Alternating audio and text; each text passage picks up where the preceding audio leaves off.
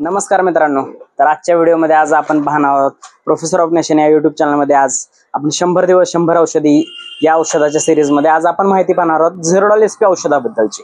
ॲसिक्लोफेनॅक, सिरोपशियस and paracetamol असे 3 औषधी घटक मिक्स असलेली झिरोडॉल एसपी एक गोळी आहे। सगळ्यांना वेल नोन ब्रँड आहे, सगळ्यांच्या तोंडात नाव असतं झिरोडॉल एसपीचं।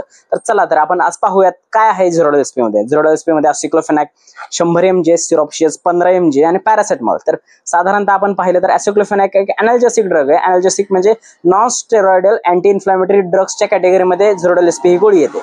तर ॲसिक्लोफेनॅक शक्यतो वापरला कशासाठी जातं, तर ॲसिक्लोफेनॅक वापरलं जातं सूज आहे, आपलं हात दुखतायत, पाय दुखतायत, त्याच्यावरती थोडीशी सूज आहे तर त्याच्यावरती सिरोपशियस हा घटक वापरला जातो। तिसरा घटक आहे पॅरासिटामॉल। पॅरासिटामॉल पण एनाल्जेसिक ड्रग आहे, हा शक्यतो तापीसाठी, फिवरसाठी वापरला जातो। तर चला तर आज पाहूयात आपण काय आहे, आपण आता याचा वापर कसा करावा। तर साधारणतः एखाद्या डॉक्टरने लिहून दिल्यानंतरच याचा वापर करावा। साधारणतः दातदुखीमध्ये या गोळीचा खूप सारा वापर केला जातो आणि खूप अतिशय उत्तम असा रिझल्ट आहे दातदुखीसाठी। आपले स्नायू दुखत असतील, अंग दुखते, मान दुखती, पाठ दुखती, अशा वेळेस सुद्धा याचं सेवन केलं जातं। तर ज्या मध्ये सूज आहे अशा वेळेस शक्यतो झिरोडॉल एसपी वापरली जाते। तर याचे दुष्परिणाम काय आहेत, एखाद्या वेळेस डॉक्टरने सांगितलेल्या प्रमाणे याचा डोस कंप्लीट करावा। महिनोमहिने या गोळ्या खाऊ नयेत, दररोज या गोळीचं सेवन करू नये। तर याचं दररोज सेवन केलं, जास्त प्रमाणात सेवन केलं तर आपल्या किडनी आणि यकृत या दोन्हीवर परिणाम होऊ शकतात, किडनी फेल सुद्धा होऊ शकते।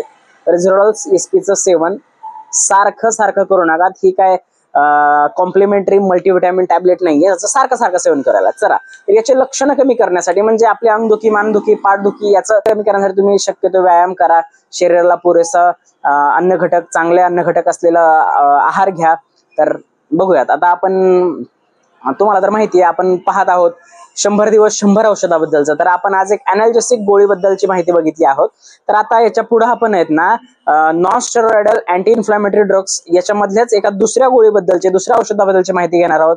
तर या आज आपण इथपर्यंत थांबूयात। प्रोफेसर ऑफ नेशन मध्ये आपले पुन्हा एकदा स्वागत करतो आणि आता आपण इथेच थांबूयात आणि उद्या आपण नवीन व्हिडिओ घेऊन येत आहोत। तरी आपल्या प्रोफेसर ऑफ नेशन या चॅनलला सबस्क्राईब करा। धन्यवाद।